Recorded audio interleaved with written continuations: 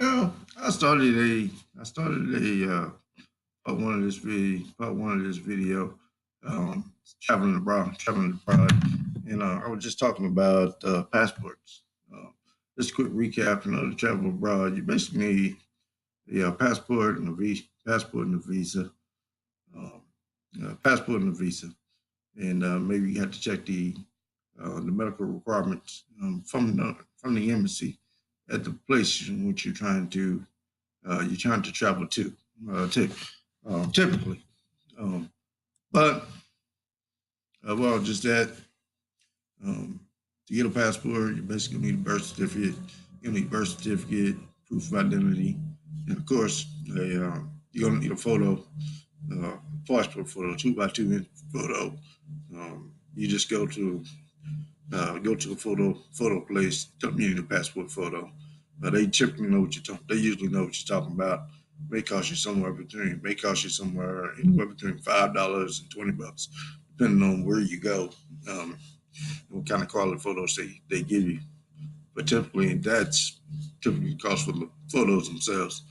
Now, and lastly, the fees. The fees right now, at this date and time, 2019, uh, passport costs you about $145 if you don't need any expedited treatment, that kind of stuff. Now, traveling abroad, one of the things you want to do when you go there um, is you always want to check the situation of where you're going first. That's where you don't want to have a bad trip. You don't want to have a bad experience. If you think about going to Spain, or if you think about if you think about going to Italy, or you think about going to Switzerland or Australia, or you think about going to Venezuela. Well, if you think about going to Venezuela, um, then you see this red spot at the top, which says emergency notification, May 1st, 2019. You might want to know that there's civil unrest there and maybe a little bit unsafe to go there at this time. Um, may not necessarily mean that it may be out of the way, it might be passed, may not necessarily mean that you don't go, but you need to know that there's a situation going on there that could put you in jeopardy. Speaking of knowing, when you're traveling abroad, what I typically like to do, just so you know, all I did to get where I'm at on this particular state is I Googled travel to a foreign country. That's all I did. Google to travel to a foreign country, and it brought me to this link, travel.state.gov. And travel.state.gov, is kind of the go-to place for a U.S. citizen to go travel. And basically, it covers all the rules and regulations, the rules, the passports, the visas, the requirements, travel requirements, safety, all that kind of stuff, all under one umbrella. With travel.state.gov, linked into the consulates and embassies. Um, if you're going to travel abroad, if you're going to travel abroad, and I encourage all of you to do, and I travel all of you to do so. When you're traveling, one of the things you might want to consider, um, and this is not essential. This is not a requirement, but I highly encourage you to do it. Just reach over here that I'm pointing to right now, and I'm gonna draw a quick circle right here. Right here, this link called Small Travel Enrollment Program. Uh, I would encourage everybody uh, to enroll in that particular program. If you look at Small Travelers Enrollment Program, and what it does is it puts you in the need to know. Puts you in the need to know. It enrolls you. Enrolls you and lets you know. Lets the embassy or the consulate in that area know that there's American citizens traveling in that area. And that's important, in the event that there's a problem or there's an emergency or there's an issue. If you're female and you're traveling in a Muslim country, you might inadvertently go out without, might inadvertently go out without your headgear or dressed inappropriately in a foreign country. You might find yourself getting arrested Um, and things like that kind of stuff happen.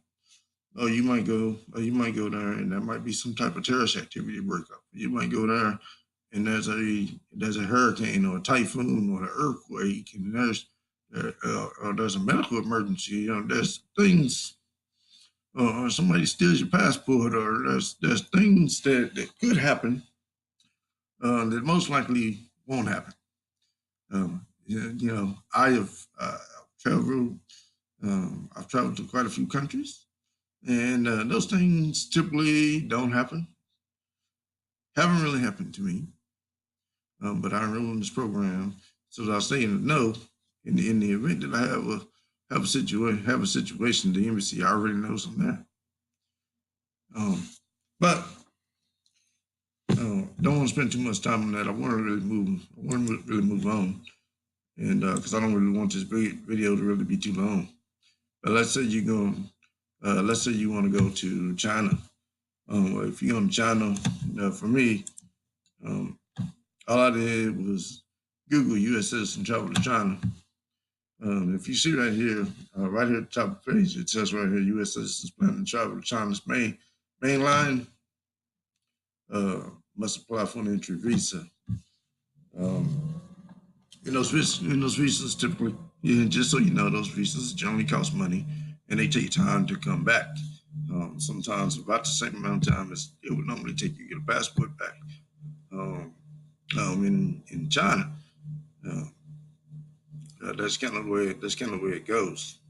And that particular visa is almost $300. I think I paid $262 for a 10-year multi-trip visa. So if I wanted to go back there for the next 10 trips, I wanted to go back there. I wouldn't have to get if I wanted to go back there for multiple trips over the next 10 years. I wouldn't have to in the next 10 years. I wouldn't have to get a new visa.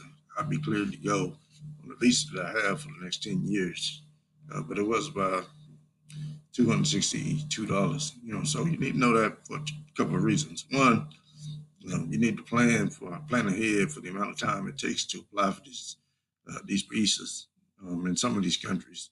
And you need to know what the associated costs are so you can budget that into your trip expenses. And second, no, it, that's a very important to know. In some countries, um, in some countries, like if I was to Google U.S. citizen travel to Japan, what you'll find out is I can come to Japan up to 90 days visa free, which means I don't need a visa to come to Japan for up to 90 days. If I want to just come here, tour, check out a place, and go back. Now, if I want to live here, that's another matter. But just touring here, I can come here visa free.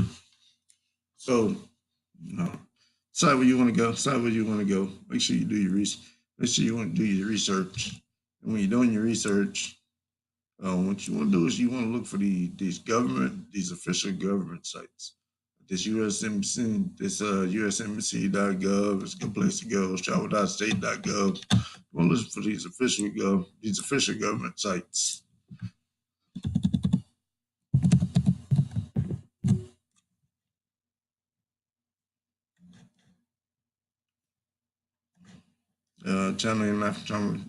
Travel information. These are the places you want to go. Um, be careful. Be careful. Make sure that you hit official approved sources and get good quality information because you don't want to find yourself in an airport not being able to get in, not being able to get into a country or out of the country once you're already there. So that's important that you do your research, know exactly what's required in that particular country you want to go to. Um, you don't have to spend a lot of time with it. You don't have to spend a lot of time in it. A couple of Google searches, and you'll be there. Enjoy your trip overseas. I hope this helps out. I hope this helps out. I hope you really enjoy this video. Like, comment, and subscribe. Let me know what you're feeling. This Cowboys Bride. Thank you for watching. I'm out.